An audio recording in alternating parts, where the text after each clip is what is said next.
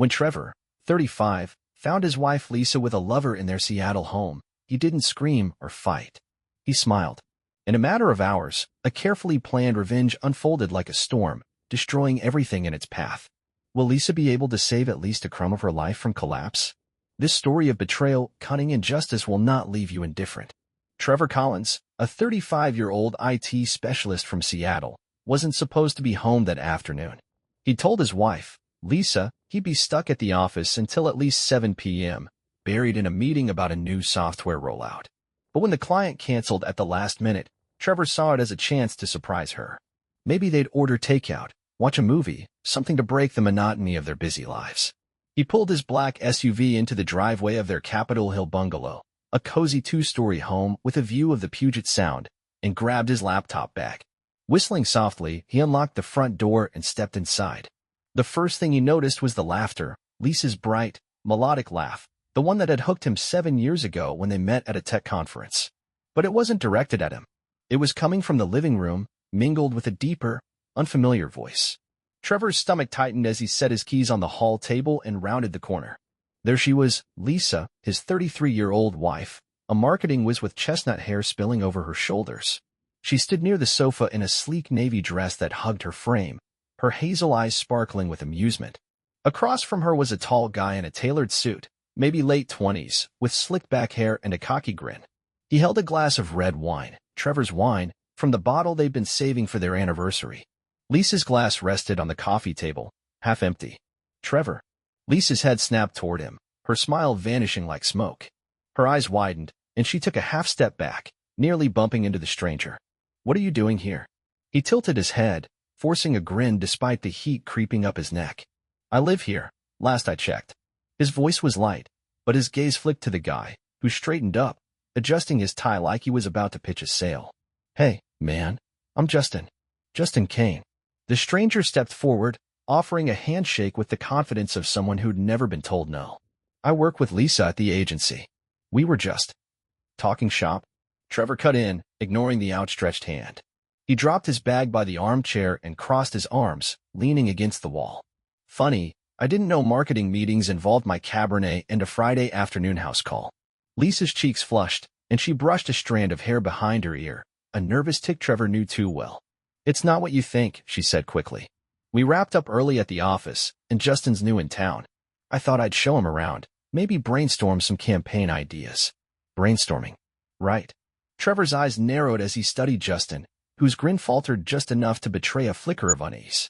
The guy was younger, sharper, probably the type who thought charm could smooth over anything. But Trevor wasn't buying it. The air felt thick, charged with something unspoken, and Lisa's fidgeting only made it worse. Look, Trev, don't make this weird, she said, her tone sharpening. Why are you even home? You said you'd be late. Meeting got canceled. Thought I'd surprise you. He pushed off the wall, stepping closer. Guess I'm the one surprised. Justin cleared his throat, setting the wine glass down with a deliberate clink. Maybe I should head out. Didn't mean to. No, stay, Trevor said, his voice steady but edged with something cold. You're already here. Let's all get comfortable. He flashed a tight smile that didn't reach his eyes, and Lisa frowned, her brow creasing like she was trying to solve a puzzle. Trevor, what's with you? She asked, crossing her arms. You're acting strange. Am I? He shrugged, glancing between them. Just seems like I walked into something I wasn't invited to. So, what's the deal, Lisa? You two planning a pitch, or is this more of a personal project? Her mouth opened, then closed, and for a split second, Trevor saw it panic, raw and unfiltered, flashing across her face. Justin shifted his weight, his polished facade cracking as he darted a look at Lisa. Whatever they'd expected, it wasn't this. Trevor's calm was a weapon, and he wielded it like a pro, letting the silence stretch until it was unbearable. Finally, Lisa sighed, dropping her arms. Okay, fine. We need to talk. But not like this. Not with you glaring at us like some jealous cop. Talk, huh? Trevor raised an eyebrow, his mind racing. He'd always trusted Lisa, loved her drive, her wit, the way she'd built her career from scratch. 7 years of marriage, countless late nights supporting each other. Had it all been a lie? All right, let's talk. But first, how about a drink? Seems like you two already started. He turned toward the bar card in the corner, leaving them staring at his back. His hands moved on autopilot, grabbing a bottle, a glass, while his brain churned. This wasn't just a hunch. Something was off, and he'd be damned if he let them squirm out of it. Whatever came next, Trevor was ready to flip the script. Trevor stood at the bar cart, his back to Lisa and Justin, as the faint clink of glass filled the silence. He poured himself a shot of bourbon, the amber liquid glinting under the living room lights, then grabbed a bottle of Lisa's favorite Pinot Noir and a cheap can of beer from the fridge. His movements were deliberate, almost theatrical, like a chess player setting the board. He could feel their eyes on him, Lisa's nervous, Justin's wary, and it fueled the quiet storm brewing inside. "All right," he said, turning back with a casual grin that felt like a mask. "Let's get this talk going." He handed Lisa the wine, her fingers brushing his for a split second before she pulled away. For Justin, he cracked open the beer and slid it across the coffee table, the can scraping the wood with a soft hiss. "Special brew for you, man. Enjoy." Justin stared at the can, some dollar store brand Trevor had grabbed on a whim months ago, then shot Lisa a look. "You said he liked craft stuff," he muttered, his voice low but not low enough. "Oh, he does," Lisa said, sipping her wine too quickly. "He's just being Trevor." Her eyes flicked to her husband, searching for something anger, maybe, or hurt. But Trevor's face stayed unreadable, his grin fixed like it was carved in stone. He dropped into the armchair across from them, swirling the bourbon in his glass. "So, you wanted to talk? I'm all ears. What's the big campaign idea you two cooked up?" Lisa set her glass down, the bass clinking harder than necessary. "It's not about work, okay? Let's just be honest." She took a deep breath, her shoulders squaring like she was steeling herself for a fight. "Justin and we've been spending time together. Outside the office. It's not serious, Trev. It's just a fling," Justin cut in, leaning forward with that salesman swagger back in place. "Look, I'm new to Seattle, still finding my footing. Lisa's been a friend, helped me settle in. It got a little personal, sure, but it's nothing deep. No harm, no foul." Trevor tilted his head, taking a slow sip of bourbon. The burn slid down his throat, steadying him. "No harm, no foul," he echoed, letting the words hang. "That's cute. Real cute." He leaned back, crossing one leg over the other. "So, what's the plan here? You tell me this, I nod and say, cool, carry on? Or am I supposed to play the clueless husband while you two brainstorm some more?" Lisa flinched, her fingers tightening around her glass. "Don't do that. Don't twist this into something ugly. I'm telling you because I respect you, Trevor. I didn't want you finding out some other way. Like walking in on it?" He raised an eyebrow, his tone dry as desert sand. "Timing's a bitch, huh?" Justin shifted on the sofa, setting the untouched beer down. "Listen, man, Mr. Collins, whatever, I get it. This looks bad. But it's not like we're running off together. It's a short-term thing. Lisa loves you. She's made that clear." "Has she?" Trevor's gaze locked on his wife, and for a moment, the room shrank to just the two of them. Lisa's eyes darted away, landing on the floor, the wall, anywhere but him. He knew that look, guilt, plain and sharp. 7 years of marriage had taught him her tells, and this one screamed louder than words. "Trevor, please," she said, her voice softer now, almost pleading. "I messed up. I know that. But it's not what you're thinking. It's not some grand betrayal. I got caught up. It'll be over soon, I swear." "Soon," he repeated, rolling the word around like it tasted sour. "And what? I just sit here and wait. Trust you to wrap it up when you're done playing." He set his glass on the table with a soft thud, leaning forward. "Here's the thing, Lisa, I'm not big on waiting." Justin opened his mouth, but Trevor held up a hand, cutting him off. "Hold that thought, buddy. I've got something for you both." He reached under the armchair, pulling out a sleek manila folder he'd stashed there earlier. The move was smooth, practiced, like he'd rehearsed it in his head a dozen times. He tossed it onto the coffee table, the slap of paper against wood echoing in the tense air. "What's this?" Lisa asked, her voice barely above a whisper as she stared at the folder like it might bite. "Open it," Trevor said, his grin widening into something sharper. "You wanted to talk? Let's really talk." She hesitated, then reached for it, her hands trembling slightly. Justin leaned closer as she flipped it open, revealing a stack of glossy photos and printed emails. The top image showed them, Lisa and Justin, sitting on a park bench near Lake Union, her hand in his, their heads bent close. Another caught them outside a downtown cafe, laughing over coffee. A third was grainier, snapped through a window, the two of them in Justin's apartment, curtains half drawn, her arms around his neck. Lisa's breath hitched, and Justin swore under his breath. Where the hell did you get these? He demanded, his cool unraveling fast. Trevor shrugged, picking up his bourbon again. Doesn't matter. What matters is I've got them. And there's more where that came from. He took a sip, watching their faces, Lisa's paling, Justin's tightening. So, let's try this again. What's the plan, you two? Because I've got a few ideas of my own. The room went dead quiet, the weight of his words sinking in. Lisa's eyes met his at last, wide and glassy, while Justin's jaw clenched, his hands curling into fists. Trevor just sat there, calm as a predator, waiting for their next move. The living room felt like a pressure cooker, the air thick with Lisa's shallow breaths and Justin's barely contained tension. The manila folder lay open on the coffee table, its contents spilling out like a confession neither of them could deny. Trevor lounged in his armchair, bourbon in hand, his crooked grin cutting through the silence like a blade. He'd played his first card, and now he watched them squirm, waiting for the next move in this twisted game. Lisa's voice broke the stillness, small and shaky. You hired someone? A detective. She clutched the edge of a photo, her and Justin at the cafe, oblivious to the lens, her knuckles whitening. How long have you known?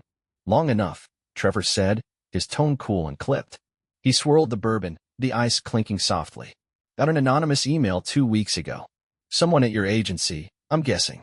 They didn't like seeing you two cozying up, so they sent me a heads up. With attachments. He nodded at the folder. I took it from there. Justin leaned forward, his face a mix of anger and disbelief. This is insane, man. You've been stalking us? That's not even legal. Save it, Trevor snapped, his grin fading for the first time. What's not legal is you screwing around in my house, drinking my wine, thinking I'm too dumb to notice. He set his glass down with a sharp clack, leaning in. But don't worry, Justin. I'm not here to yell or throw punches.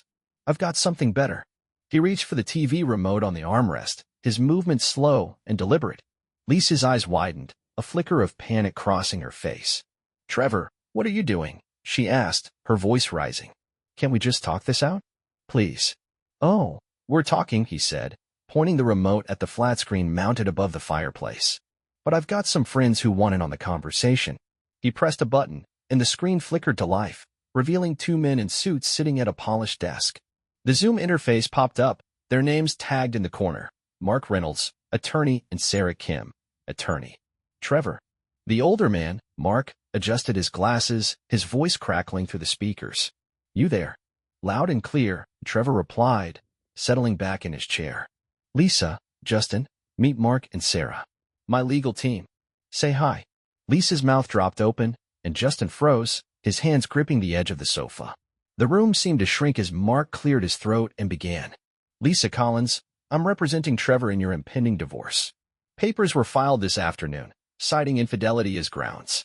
We've got a solid case, photos, emails, even audio from a discreet recording. All admissible. Divorce. Lisa's voice was a whisper, her hands trembling as she clutched the photo tighter. Trevor, no, you can't. Keep going, Mark, Trevor said, his eyes locked on her. She's listening. Sarah, the younger attorney, took over, her tone brisk and no nonsense. We're enforcing the prenuptial agreement you signed 7 years ago, Lisa. It's been updated annually, your signatures on every revision, notarized and airtight. You forfeit 80% of joint assets, including this house, which stays with Trevor free and clear. Bank accounts are frozen as of noon today. You've got 30 days to remove your personal belongings. Lisa's face drained of color, her breath hitching. You can't do this, she stammered. I'll fight it. This isn't fair. Fair. Trevor cut in, his voice low and sharp. You want to talk fair? Go ahead. Tell me how fair it is that I've been busting my ass building a life with you while you're out playing house with this clown. Justin finally found his voice, his jaw tight. This won't hold up in court. I'm a lawyer. I know prenups get tossed all the time. You've got no real proof, just some blurry pics, Indy. Shut it, genius, Trevor said, pointing at the screen. They're not done. Mark picked up where Sarah left off, his tone steady. We've got more than pics, Mr. Kane. Private investigators report dates, times, locations. Audio of you two planning a weekend in Portland next month. Text logs where Lisa calls it a little escape. It's ironclad. And there's more. He paused, glancing at Trevor. The job. Trevor nodded, a smirk tugging at his lips. Go for it. Sarah leaned closer to the camera. Lisa, as of 3 p.m. today, you're no longer employed at the agency. The board reviewed the evidence. Your conduct violated company policy. They voted unanimously to terminate you. Your office is being cleared out as we speak." Lisa gasped, a hand flying to her mouth. No, that's my career. You can't." Tears welled in her eyes, but Trevor didn't flinch. He'd spent 2 weeks planning this, every detail locked in place, and now it was unfolding like clockwork. Justin stood, his fists clenched. "This is bullshit. You're bluffing. You think you can ruin us with some Zoom call?" "Sit down," Trevor said, his voice a quiet command. "I'm not done." He waved the remote like a conductor's baton. "You think this is bad? Wait till you see the encore." The screen stayed lit, Mark and Sarah watching in silence as Lisa sank back onto the sofa, her hands covering her face. Justin hovered, torn between fight and flight, his bravado crumbling. Trevor took a slow sip of bourbon, savoring the moment. He'd laid the groundwork, and now the real fireworks were about to start. The living room buzzed with tension, the glow of the TV screen casting sharp shadows across Lisa's tear-streaked face and Justin's clenched fists. Trevor sat back in his armchair, the remote dangling loosely in his hand, his calm demeanor a stark contrast to the chaos he'd unleashed. The Zoom call with his attorneys had just ended, leaving Lisa jobless and facing a divorce that would strip her of nearly everything. Justin, meanwhile, stood like a cornered animal, his lawyer bravado reduced to a faint snarl. But Trevor wasn't finished, not by a long shot. "You're enjoying this, aren't you?" Lisa whispered, her voice breaking as she wiped her eyes with the back of her hand. "You're tearing my life apart, and you're smiling." Trevor tilted his head, his smirk unwavering. "You tore it apart first, Lisa. I'm just cleaning up the mess." He took a slow sip of bourbon, the ice clinking softly, then set the glass down. "But don't worry. We're not done talking yet." Justin scoffed, stepping forward with a glare. "What's next, huh? You gonna call the cops? Get me arrested for drinking your shitty wine?" His voice dripped with defiance, but there was a tremor in it, a crack Trevor could hear from across the room. "Nah," Trevor said, waving the remote lazily. "Cops are overkill. I've got something better." He pressed a button, and the TV flickered back to life. A new Zoom window popped up, this time showing a woman, blonde, mid-30s, with a crisp white blouse and a steely gaze. Her name appeared in the corner, Emily Kane. Lisa frowned, confusion cutting through her panic. "Who's that?" Trevor didn't answer, just leaned back and let the scene play out. Justin, though, went rigid, his face paling as if he'd seen a ghost. "No," he muttered, shaking his head. "No way." "Justin."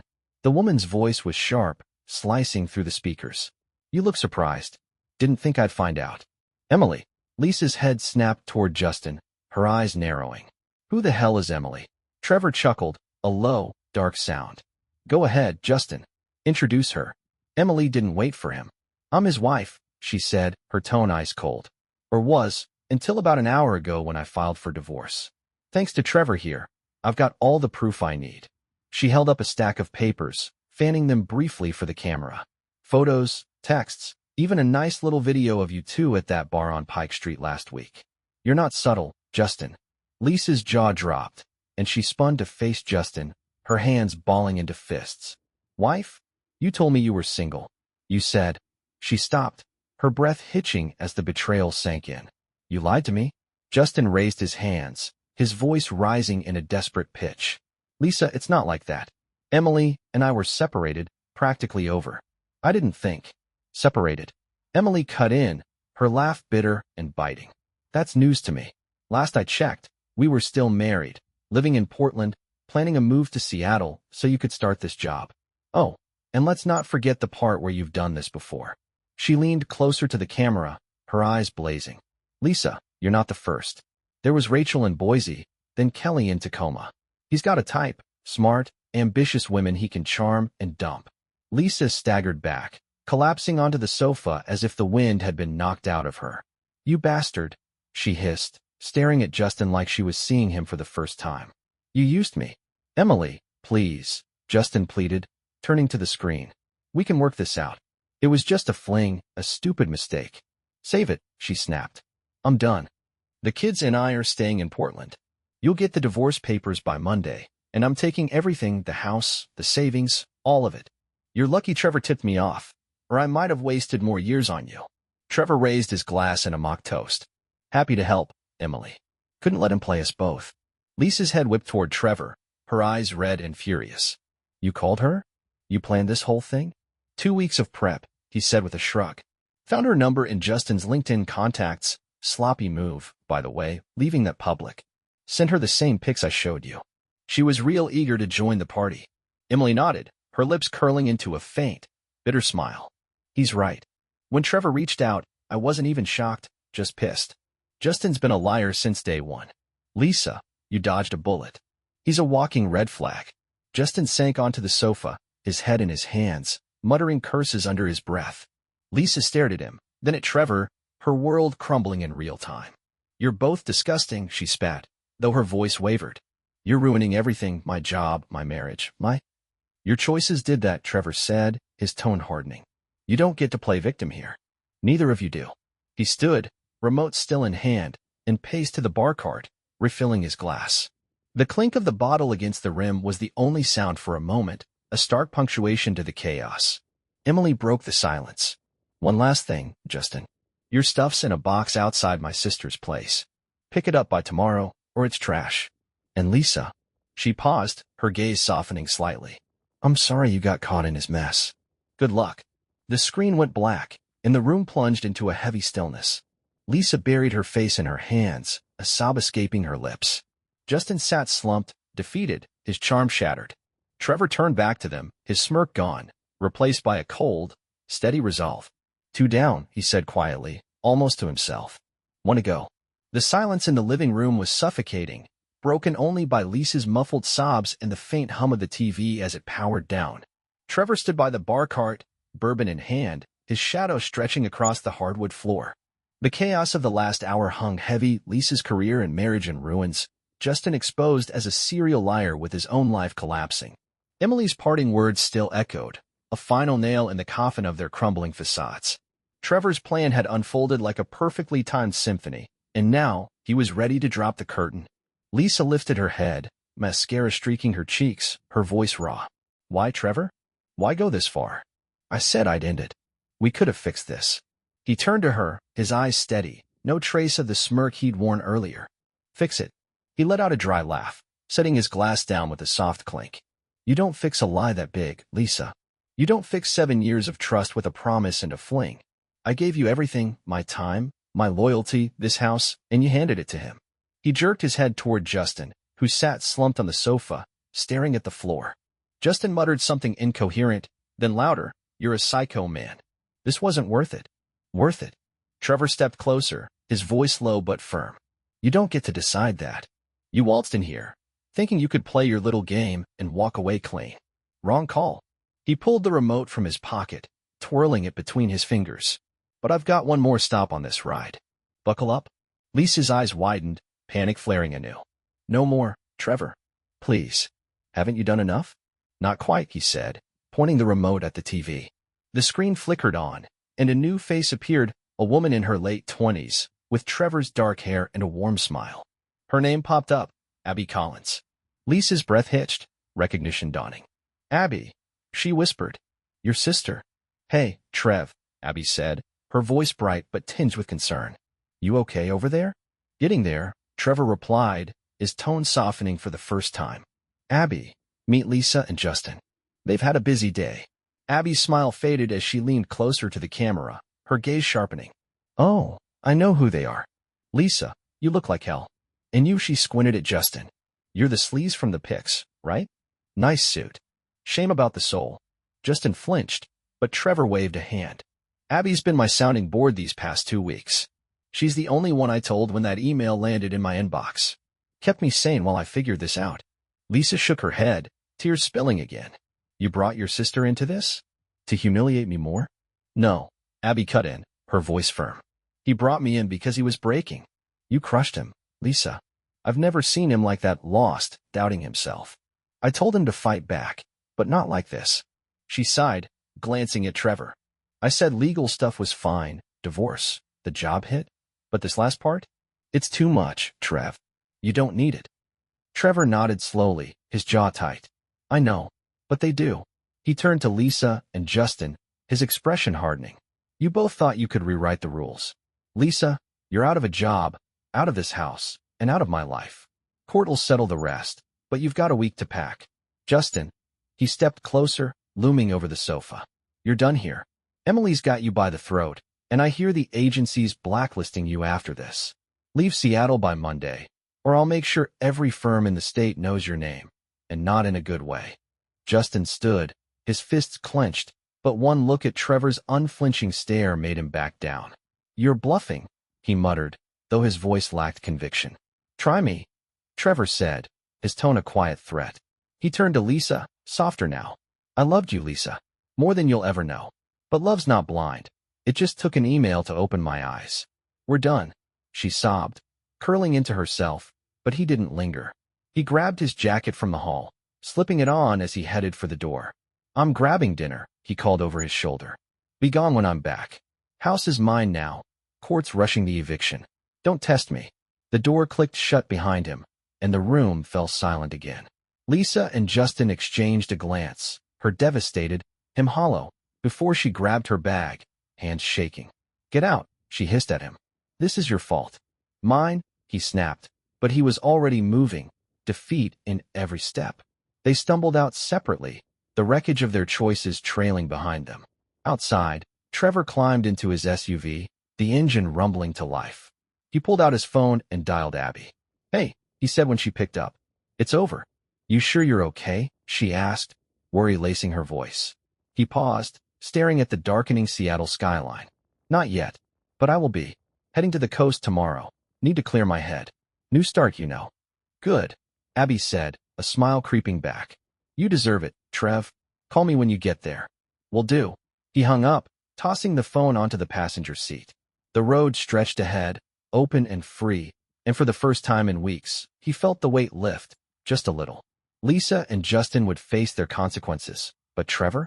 He was moving on, stronger than before.